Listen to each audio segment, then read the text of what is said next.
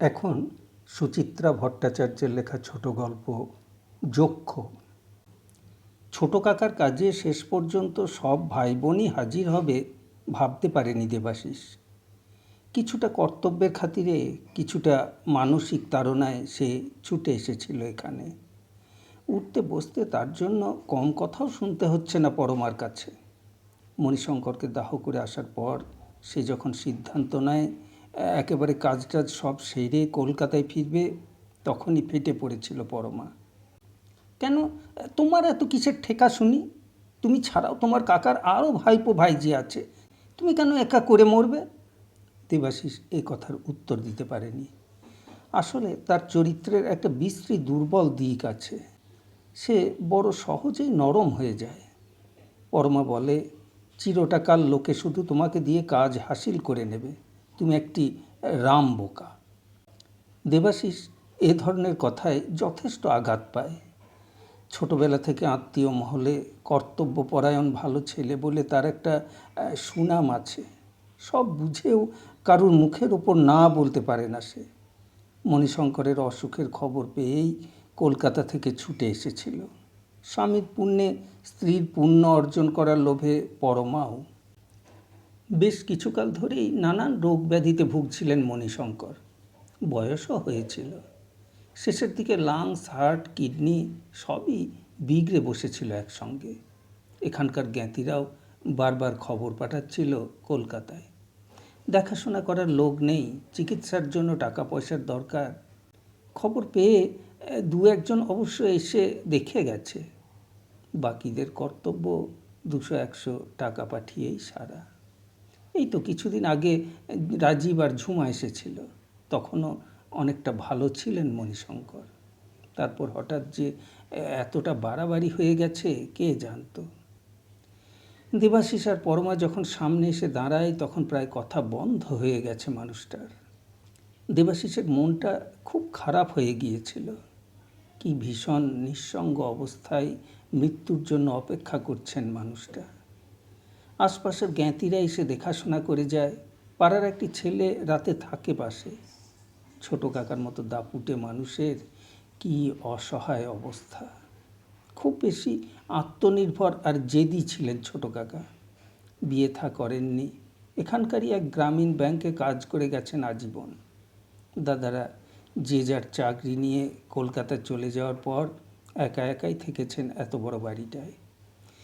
বড় গভীর মায়া ছিল তার এই প্রাচীন পরিবেশটার উপর। বছরে একবার করে কলকাতা যেতেন। পালা করে ভাইপো ভাইঝিদের বাড়ি উঠতেন। কাকাকে দেখে এত কষ্ট হয়েছিল দেবাশিসের যে সঙ্গে সঙ্গে বেরিয়ে এসে 24 ঘন্টার জন্য দুটো নার্সের বন্দোবস্ত করে ফেলে। মণিশঙ্করের যে ডাক্তার বন্ধুটি শেষ চেষ্টা চালিয়ে যাচ্ছিলেন, তার সঙ্গে পরামর্শ করে কল দেয় এখানকার সবচেয়ে নামি দামি ডাক্তারকে। পরমার ভ্রুকুটি উপেক্ষা করেই। ছোট কাকার উপর তার যে খুব টান ছিল তা নয়, তবু তার বুকটা কেমন টন টন করছিল। মনে হচ্ছিল একটা পুরনো সময়, যাকে এতকাল গভীর যত্নে বাঁচিয়ে রেখেছিলেন ছোট কাকা, তা যেন ফুরিয়ে যাচ্ছে, মিলিয়ে যাচ্ছে কালের গর্ভে। এই যে সাবেকি আমলের খানদানি বাড়িটা, অযত্নে অবহেলায় যার চতুর্দিকে নোনা ধরে গেছে, শ্যাওলা ধরা কার্নিশের বুকে লক্ষ আগাছা, বার্মাটিকের দরজা জানলায় মলিন বর্ণহীনতা, রঙিন শাসিতে অজস্র বাদামি ছোপ। এই যে বড় বড় ঘর, উঁচু উঁচু সিলিং, কড়ি বর্গা, এ সবই কি পূর্ব প্রজন্মকে স্মরণ করিয়ে দেয় না? এরা কি শুধুই কালের স্বাক্ষর? উত্তর পুরুষদের তারা কি ডাকে না হাত বাড়িয়ে? পরমা বলেছিল, তুমি কেন এত আদিক্ষেতা করছো বলো তো? দেবাশিস আলতো হেসেছিল। কাউকে না কাউকে একটা তো করতেই হয়। তা বলে তুমি একা সব করে মরবে কেন? আরও যারা আছে তাদের খবর পাঠাও, তারাও এসে দেখুক। কাকা কি তোমার একার? এ কথার কোনো সদুত্তর নেই। দেবাশিস ভালো মতোই জানে আর কোনো ভাই বোনই স্বেচ্ছায় টাকা ঢালতে এগিয়ে আসবে না এখানে। ছোট কাকার জন্য কারই বা এত টান আছে? শুকনো মুখে দেবাশিস বলেছিল, কি করি বলো তো? মানুষটাকে এই অবস্থায় ফেলে রেখে চলে যাব? পরমা গম্ভীর হয়ে গিয়েছিল, তবে কথা বাড়ায়নি আর। পরদিন বিকেলে মণিশঙ্কর যখন মারা যান, দেবাশিস তখন বউ নিয়ে নদীর ধারে একটু হাওয়া খেতে গেছে। নার্স রয়েছে পাশে, সকালে ডাক্তারও চলে গেছে। অবস্থা সামান্য উন্নতির দিকে। দেবাশিস ভেবেছিল ভূতের মতো বাড়িতে বসে না থেকে একটু বেরিয়েই আসা যাক। সেই সময়টুকুতেই ছোট কাকা শ্মশান থেকে ফিরে দেবাশিস প্রথমে স্থির করেছিল পরদিনই ফিরে যাবে। পারল না। জ্ঞাতিরা বলল, ছেলের কর্তব্যটা তো তোমাকেই করতে হবে দেবু। তুমি মুখে আগুন দিয়েছ, তাছাড়া ভাইপোদের মধ্যে তুমিই সব থেকে বড়। অগত্যা দেবাশিসই সকলকে খবর পাঠিয়েছিল, যদি কেউ আসতে চায় তো আসুক। 11 দিনে কাজ। 8-10 দিনের মাথায় একে একে সকলেই আসতে শুরু করলো। প্রথমে এলো রাজীব আর রাজীবের বউ। টুটুল বউ বাচ্চা নিয়ে গাড়িতে এলো সোজা, সঙ্গে খুকু আর তার 2 মেয়ে। কাজের আগের দিন বিকেলে এলো বাবু, বাবুর বউ আর ছেলে, তুলতুলি, তুলতুলির মেয়ে আর কুমকুম। খুড়তুতো জ্যাঠতুতো ভাই বোন মিলে বাড়ি একেবারে সরগরম। আসেনি কেবল রুনু আর ঝুমা। ঝুমার মেয়ের সামনে পরীক্ষা, তার পক্ষে এখন আসা অসম্ভব। আর রুনু তো বউ বাচ্চা নিয়ে সেই কুয়েতে। পরমাও এ কদিনে প্রাচীন পরিবারের গৃহিণী পদে নিজেকে প্রতিষ্ঠিত করে ফেলেছে। বাড়িঘর পরিষ্কার করানো থেকে শুরু করে সমস্ত রকম কাজকর্মে তদারকি করছে। শুধু ছোট কাকার ঘর সাফ করতে গিয়েই কত কী যে বেরোলো। নানান রকম শৌখিন জিনিস কিনে জমিয়ে রাখার বাতিক ছিল মণিশঙ্করের। লাইটার, ঘড়ি, রেডিও, টর্চ, কি নয়। বাক্স আলমারি খুলে পরমার্থ চক্ষু চড়ক গাছ। শুধু দেশি বিদেশি লাইটারই রয়েছে 50 রকমের। পকেট ট্রানজিস্টার আর নানান মাপের রেডিও গোটা 15। টেবিল ঘড়ি গোটা 8, দেওয়াল ঘড়ি 6টা, রিস্ট ওয়াচ খান 10। এছাড়া রুমাল, তোয়ালে তো রয়েছে গোছা গোছা, সবই নতুন। সুটকেস ভর্তি একদিনও ব্যবহার না করা ফিনফিনে ধুতি, পাঞ্জাবি, শাল, দোশালা। একটা টিনের বাক্স বোঝায় শুধু খুচরো পয়সা, আরও টুকিটাকি কত কি তার ইয়ত্তা নেই। পরমা বাছাবাছি করে আর কুল পায় না। চকচকে চোখে একবার এটা ঘাঁটে তো একবার ওটা, নাড়ানাড়ি করে, ছুঁয়ে ছুঁয়ে দেখে। ছুটে এসে দেবাশিসকে বলে, এই ডিম শেপের টাইম পিসটা কিন্তু আমি সরিয়ে রাখলাম, ভাই বোনেদের কাছে তুমি আবার যেন ব্যাগ ব্যাগ করে বলে দিও না। দেবাশিস উদাস গলায় বলে, ছোট কাকা এত কিছু জমিয়ে রেখেছিল কেন বলো তো? কেন আবার? শখ ছিল তাই? শুধুই শখ? আচ্ছা, তোমার কি মনে হয় না এত কিছু আঁকড়ে থাকার পেছনে মানুষটার কোথাও একটা ভীষণ একাকিত্ব ছিল? কি জানি বাবা, অত শত বুঝি না। পরমা ঠোঁট ওল্টায়। তবে যাই বলো বাপু, আচ্ছা কিপ্টে ছিলেন তোমার ছোট কাকা। প্রাণে ধরে কিছুটি ব্যবহার করেননি, শুধুই জমিয়ে গেছেন। দেবাশিস আরও আনমনা হয়ে যায়। সত্যি তো, ভোগ না করে শুধুই কেন সঞ্চয় করেছেন মণিশঙ্কর? এই সঞ্চয় কি শুধুই নিঃসঙ্গতার অবলম্বন, নাকি আরও কোনো গূঢ় মানসিক কারণ আছে এর পিছনে? আগেকার দিনের মানুষ ছোটবেলা থেকে কোনো দিনই তাকে কোনো রকম বিলাসিতা করতে দেখেনি দেবাশিস। নেশার মধ্যে ছিল বিড়ি। বাড়িতে থাকলে পরনে লুঙ্গি আর গেঞ্জি, শীতকালে একটা ছাই রঙের মলিদা জড়াতেন গায়ে। বাইরে বেরোলে ধুতি আর ঝোলা ফুল শার্ট। অথচ আলমারিতে থরে থরে দামি ধুতি, গরদ, তসরের পাঞ্জাবি, কাশ্মীরি শাল। তবে কি ছোট কাকার মনেও আধুনিক জীবনের স্বাদ আহ্লাদ ছিল? রক্ষণশীলতার মুখোশে আড়াল করে রাখতেন নিজেকে। আত্মীয় স্বজন মহলে চিরকাল রসকসহীন একলা সেরে মানুষ বলে বদনাম ছিল ছোট কাকার। যত নতুন নতুন জিনিস আবিষ্কার হয়, ছোট কাকার সম্পর্কে কৌতূহল তত বাড়ে দেবাশিসের। কাজের আগের দিন রাতে ভাই বোনেরা যখন মণিশঙ্করকে নিয়ে আলোচনায় মেতে উঠেছে, তখনও সকলের কথার মাঝে আসল মানুষটাকে খোঁজার চেষ্টা করে চলেছে সে। খুকু বলে, ছোট কাকা শেষ দিকটাই বড় কষ্ট পেয়েছিলেন। আহা, একা মানুষটাকে সেবা করার জন্য কেউ ছিল না গো। টুটুল গম্ভীর মুখে সিগারেট ধরায়। কে নিজের সংসার ফেলে, কাজকর্ম ফেলে এখানে পড়ে থাকতো বলো তো? ঠিক বলেছিস, আমরা এতগুলো ভাই বোন ছিলাম, ছোট কাকা ইচ্ছে করলে দিব্যি আমাদের কাছে পালা করে থাকতে পারতেন। এই ভাঙা প্রাসাদে পড়ে থেকে কি সুখ যে পেতেন কে জানে। আসলে বড় বেশি বাতিগ্রস্ত ছিলেন, বিয়ে টিয়ে না করলে যা হয় আর কি। বাবুর বউয়ের খোলাখুলি মন্তব্য এবার। রাজীব ছাদে পায়চারি করছে, হঠাৎ দাঁড়িয়ে পড়ে বলে, ছোট কাকার জমানোর বাতিক ছিল জানতাম, তা বলে এতটা ভাবতে পারিনি। কেন ওভাবে জিনিস জমাতেন আমি বলবো? টুটুলের বউ চোখ ঘোরায়। আসলে ওই সব জিনিসের ওপর কাকার খুব লোভ ছিল। তাছাড়া আবার কি? তুলতুলি ফুট কাটে। মারা গেছেন এখন আর বলা উচিত নয়, তবু বলি, ছোট কাকার কিন্তু প্রিটেনশন কম ছিল না। এমন ভাব দেখাতেন যেন কত সাদামাটা জীবন পছন্দ করেন। এদিকে তলে তলে আমার কি মনে হয় বলবো? রাজীবের বউ বলার আগেই হেসে কুটিপাটি। তোমাদের কাকার বোধহয় মনে মনে বিয়ে করার খুব শখ ছিল, মুখ ফুটে বলতে পারতেন না, আর তাই দুঃখ ভুলতে। আমার তো মনে হয় এ এক ধরনের আত্মকেন্দ্রিকতা, সেলফিশনেস। ঠিক বলেছিস, এত কিছু ছিল অথচ আমাদের তো দূরের কথা, আমাদের বাচ্চাদেরও কখনো হাতে করে কিছুটি দেননি। বাড়িতে গেলে এক গাদা শুধু লজেন্স বিস্কুট কিনে নিয়ে যেতেন। খুকুর মুখে বাঁকা হাসি।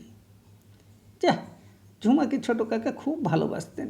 পরমার গলায় স্পষ্ট ব্যঙ্গ এতক্ষণে। ওকে যা দেওয়ার ঠিক দিতেন। বিয়ে হয়ে স্তক তো দেখছি, ছোট কাকা আজীবন ঝুমা বলতে অজ্ঞান। ঝুমার কিন্তু আসা উচিত ছিল। টুটুল দেবাশিসের দিকে তাকায়। আসার আগের দিন ফোনে কত করে বললাম, খালি অ্যাভয়েডিং টেন্ডেন্সি। ঝুমা মাঝে একবার এসে ছোট কাকাকে দেখে গেছে না? দেবাশিস নিজের বোনের দোষ আড়াল করার চেষ্টা করলো এতক্ষণে। হ্যাঁ, ওই তো আমরা যখন এসেছিলাম, ও আর ওর বর। ছোট কাকা নাকি ব্যাংক অ্যাকাউন্ট ওর নামেই তখন ট্রান্সফার করে দিয়েছে। সত্যি? কি জানি বাবা। পরমার মুখ সঙ্গে সঙ্গে কালো হয়ে গেছে। এদিকে চিকিৎসার জন্য তোমার দাদার তো বেশ মোটা খরচ হয়ে গেল। কেন, তোমার দেওর তো মানি অর্ডার করেছিল। বাবুর বউ চটপট বলে উঠল। আমিও তো কিছু পাঠিয়েছি। টুটুলের স্বরে ঈষৎ বিরক্তি। দেবাশিস তাড়াতাড়ি সামাল দেওয়ার চেষ্টা করল। ওসব কথা এখন থাক না। টাকা সকলেরই কিছু কিছু খরচ হয়েছে, তবে তাতেও কিন্তু আমরা ছোট কাকাকে ধরে রাখতে পারিনি। মারা গেছেন একদিক দিয়ে ভালোই হয়েছে, একা কষ্ট পাচ্ছিলেন। হ্যাঁ, এখন এই এত জমি জমা আর বাড়িঘর নিয়েই সমস্যা। জমি জমার কথা উঠতেই বাবু ঝুঁকল দেবাশিসের দিকে। বর্দা, সেই ভদ্রলোকের সঙ্গে তোর কথা হয়েছে? মোটামুটি। দেবাশিস ছাদে পাতা মাদুরে শুয়ে পড়ল। ভালোই দর পাওয়া যাচ্ছে। পরশু ভদ্রলোককে একবার ডেকে পাঠানা। ওটা পরে করলে হয় না? দেবাশিস ইতস্তত করল। অনেক দিন কামাই হয়ে গেছে, ভাবছিলাম পরশু সকালেই ফিরব। টুটুল সোজা হলো। তুমি চলে যাও না, আমরা তো এসে গেছি, আমরাই সব ব্যবস্থা করে। পরমা বলে উঠল, না না, তোমার দাদাও থাকবে, এতদিন থাকতে পারলাম আর 2 দিন। দেবাশিস বলল, দেখা যাক, কাল আগে ভালোই কাজটা তো চুকুক। রাতে দেবাশিসকে একা পেয়ে ধমকে উঠল পরমা। সব ব্যাপারে ভালো মানুষই দেখাতে যেও না তো। তোমার ভাই বোনদের আমি একটুও বিশ্বাস করি না, সব কটা এসেছে নিজের ধান্দায়। দেবাশিসের মনটা খারাপ লাগছিল। কতদিন পর সব ভাই বোন একসঙ্গে হয়েছে, সেই বোধহয় ঝুমার বিয়ের পর। কত গল্প হচ্ছে, কত আড্ডা, এর মধ্যে কেন যে স্বার্থ এসে হানা দেয়। তাছাড়া সবে 10 দিন হলো ছোট কাকা মারা গেছেন। এখন কোথায় সবাই তাঁর শ্রাদ্ধ শান্তি ভালোভাবে করার কথা ভাববে তা নয়। বিস্বাদ মুখে দেবাশিস বলল, এত উত্তেজিত হওয়ার কি আছে? কাগজপত্র সব আছে, কেউ কাউকে ঠকাতে পারবে না।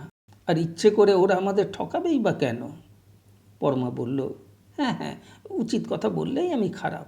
এত তো ভাই বোন করে মরো, ওরা তোমার সম্পর্কে কি বলছে জানো? কি বলছে?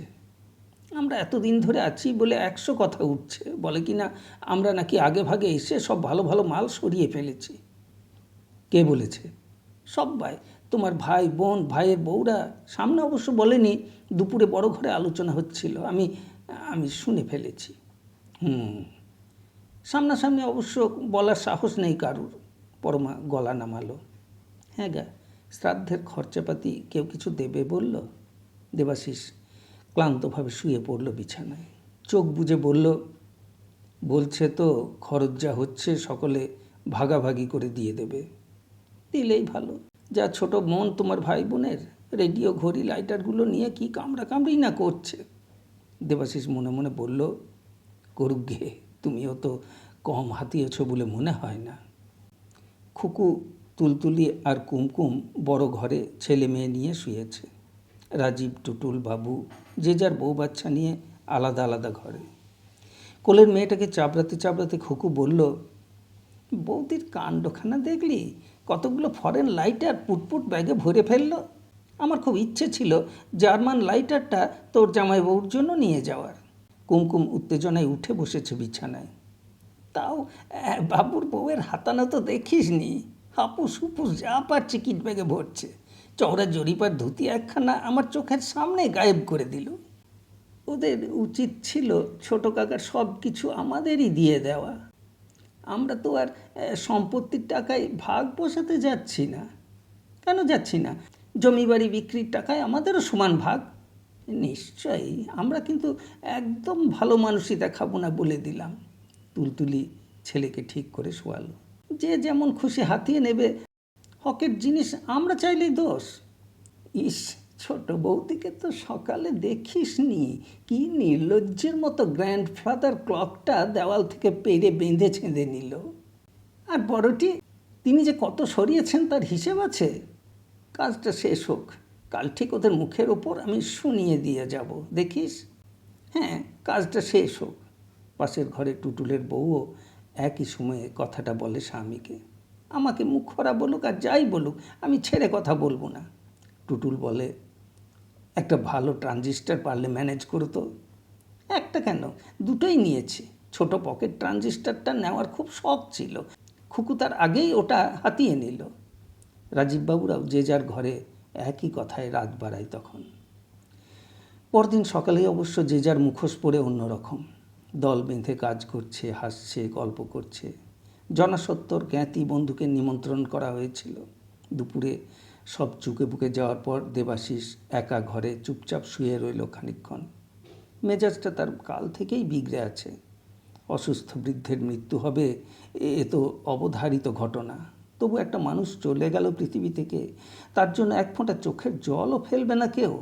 বউগুলো নয় পরের বাড়ির মেয়ে, কিন্তু তার ভাই বোনেরা দেখে মনে হয় সকলেই ছোট কাকার সঞ্চিত সম্পত্তির লোভেই ছুটে এসেছে। ছোট কাকার জন্য এক বিন্দু ব্যথা নেই কারুর। কেন নেই? ভাবতে ভাবতে দেবাশিস উঠে বসল। একে শারীরিক ক্লান্তি, সঙ্গে মানসিক অবসাদ, দেহটা যেন খুলে পড়তে চাইছে। সকাল থেকে উপোস আছে, তবু যেন খিদে তেষ্টা ধারে কাছে ঘেঁষছে না দেবাশিসের। পায়ে পায়ে দেবাশিস টানা বারান্দায় এলো। দোতলায় এখন কেউ নেই, সবাই নিচে খাওয়া দাওয়ায় ব্যস্ত। চিৎকার হাসির শব্দ স্পষ্ট শোনা যায়। টানা লম্বা বারান্দা ধরে হাঁটতে লাগলো দেবাশিস। হাঁটতে হাঁটতে থমকে দাঁড়ালো হঠাৎ। কোণার দিকে ছোট কাকার ঘরটা কি ভীষণ খাঁ খাঁ করছে। আসবাবপত্র সব সরিয়ে এ ঘরেই কাজ হয়েছে আজ। সমস্ত দরজা জানলা হাট করে খোলা। শূন্য ঘরে জলচৌকির ওপর মোটা গুড়ের মালা পরে ছবি হয়ে আছেন ছোট কাকা। মেঝেতে ধূপের ছাই, ফুলের টুকরো, প্রদীপের পোড়া তেল। দেবাশিস ঘরের মধ্যেখানে এসে দাঁড়ালো। কদিন পর কোথাও ছোট কাকার স্মৃতি আর থাকবে না। বাড়িটা বিক্রি হয়ে যাচ্ছে শিগগিরই। একটা সময়ই হারিয়ে যাবে কালের অন্ধকারে। আতিপাতি করে চারদিক হাতড়াতে থাকলো দেবাশিস। যদি এক টুকরো সময়ও খুঁজে পাওয়া যায়। সিমেন্টের তাকে একতারা কাগজ, প্লাস্টিকে মোড়া। কেউ বোধহয় টেনে বার করেছিল বাক্স থেকে, হাবিজাবি ভেবে ফেলে গেছে অবহেলায়। কাগজের গোছা নিয়ে হাঁটু গেড়ে বসলো দেবাশিস। ইলেকট্রিকের বিল, মাসকাবারি হিসাব, ছোট ছোট চিরকুটে লেখা অজস্র ঠিকানা, নিচের দিকে একতারা চিঠি। দেবাশিস একটা চিঠি খুলল। আদরের কুমকুম, বিয়ের পর বরকে নিয়ে একবারও এলি না কেন? আমি সংসারী নই, কিভাবে ভালোবাসতে হয় জানি না, তবু তোদের কাছে পেতে খুব ইচ্ছে করে। খুকুর জন্ডিস হয়েছে শুনলাম, সাবধানে থাকতে বলিস। ছোটবেলা থেকেই ওর লিভারটা খারাপ। কুমকুমের তো অনেক দিন বিয়ে হয়েছে, কবে এই চিঠি লিখেছিল ছোট কাকা? দেবাশিস দ্বিতীয় চিঠিটা খুলল। স্নেহের দেবু, তোমাদের অনেক দিন দেখিনি, খুব দেখতে ইচ্ছে করছে। শরীরটা খারাপ বলে এবার আর পুজোয় কলকাতা যাওয়া হলো না। তৃতীয় চিঠি খুলল দেবাশিস। ইনল্যান্ড লেটারে লেখা, স্নেহের বাবু, ছোট কাকাকে কি একেবারে ভুলে গেলি? রুনুটাও কুয়েত যাওয়ার আগে একবার দেখা করে গেল না। আমি আমি নিজেকে তেমনভাবে প্রকাশ করতে জানি না, কি করে বোঝায়। কোনো চিঠি শেষ করতে পারছিল না, বাষ্পে ঝাপসা হয়ে যাচ্ছে অক্ষরগুলো। নাম করে করে সকলের উদ্দেশ্যে চিঠি লিখতেন মণিশঙ্কর, কিন্তু কিন্তু একটা চিঠিও কখনো ডাকে দেননি। নিজের দাদা বৌদিকে লেখা চিঠিও আছে, মা বাবাকেও। কিছু চিঠি হলদে হয়ে গেছে, কিছু পোকায় কাটা, সাম্প্রতিক কালেরও আছে কিছু কিছু। ঘড়ি, ট্রানজিস্টার, রেডিওর মতো এগুলোও মণিশঙ্করের গোপন সঞ্চয়। কি করা যায় এখন? যাদের চিঠি তাদের হাতে দিয়ে দেবে? দিলেও কি পৌঁছবে সঠিক অর্থে? ঠিক ঠিক জায়গায় সব চিঠি পৌঁছে দেওয়ার মতো ডাকঘর কি এই দুনিয়ায় আছে? দেবাশিসের হঠাৎ বড় রাগ হচ্ছিল ছোট কাকার উপর। সত্যিই বড় কৃপণ ছিলেন ছোট কাকা। নিজের হৃদয়ের অনুভূতিগুলোকে পর্যন্ত লুকিয়ে রেখেছেন লোভী যক্ষের মতো। সবাই তো অনেক কিছুই হাতালো, এই সঞ্চয়টা নয়। এটা এটা দেবাশিসের অধিকারেই থাক। দ্রুত প্যাকেট শুদ্ধ কাগজগুলোকে ব্যাগে ভরে নিল দেবাশিস।